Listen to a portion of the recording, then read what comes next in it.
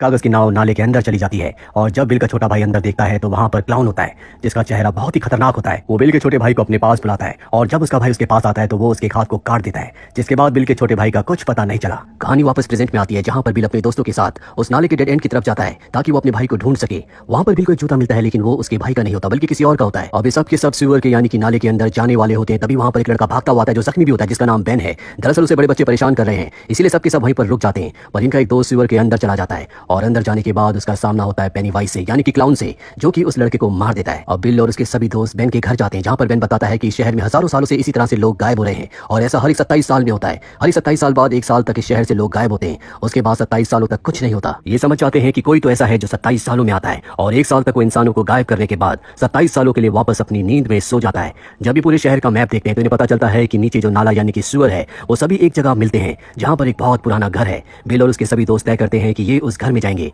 और अब जब ये उस घर में जाते हैं तो पेनीवाइज इन्हें अजीब अजीब से विजन दिखाता है जिससे एक दूसरे से अलग हो जाते हैं। इनका एक दोस्त जिसका नाम एडी है, पेनीवाइज उसके सामने एक दूसरे रूप में आता है जो कि बहुत ही क्रीपी आदमी के रूप में होता है। दरअसल वो इस तरह के इंसानों से बहुत ज्यादा डरता है। पेनीवाइज के अंदर एक खास बात है कि वो कोई भी रूप ले सकता है और वो बच्चों के सामने उसी रूप में आता है जिस रूप से जिस चीज से बच्चे डरते हैं। एडी ऊपर से नीचे गिर जाता है और उसका हाथ टूट जाता है। वहीं इनके एक दूसरे दोस्त को दिखाया जाता है जिसका नाम रिची है। वो एक कमरे में बंद हो जाता है, उसके सामने बहुत सारे क्लाउन्स आते हैं और तभी पेनीवाइज उसके सामने आ जाता है। पर इससे पहले कि वो उसे मारता वहां पर बिल आ जाता है और वो रिची को वहां से लेकर बाहर निकल जाता है। और अब पेनीवाइज का शिकार है एडी जिसका हाथ टूटा हुआ है। वो उसके पास जाता है ताकि उसे मार सके। बिल और रिची भी वहां पर आ जाते हैं। वो उन्हें डराने की कोशिश करता है लेकिन इनके एक साथी जिसका नाम बेवरली है वो एक रॉड से पेनीवाइज को बुरी तरह से जख्मी कर देती है। लेकिन पेनीवाइज अब भी इन्हें डराता है, साथ ही वो बेन को भी जख्मी कर देता है। और अब ये सब बच्चे एक साथ हैं। पेनीवाइज इनकी तरफ बढ़ रहा होता है लेकिन वो जख्मी है इसीलिए उसे वहां से जाना पड़ता है। पर बिल उसका पीछा करता है। वो देखता है कि वो कुएं के अंदर जा रहा है। अब ये सब के सब वहां से निकलकर वापस अपनी जगह पर आ जाते हैं। बिल कहता है कि हमें एक बार फिर से वहां पर जाना चाहिए लेकिन बेवरली के अलावा कोई भी उसके साथ उस घर में उस कुएं के पास नहीं जाना चाहता। हालांकि बेवरली सबको समझाती है कि पेनीवाइज यही चाहता है कि हम एक दूसरे से अलग हो जाए, हमें एक साथ रहना चाहिए, हमारी एकता ही हमारी शक्ति है, लेकिन उसकी कोई बात नहीं सुनता।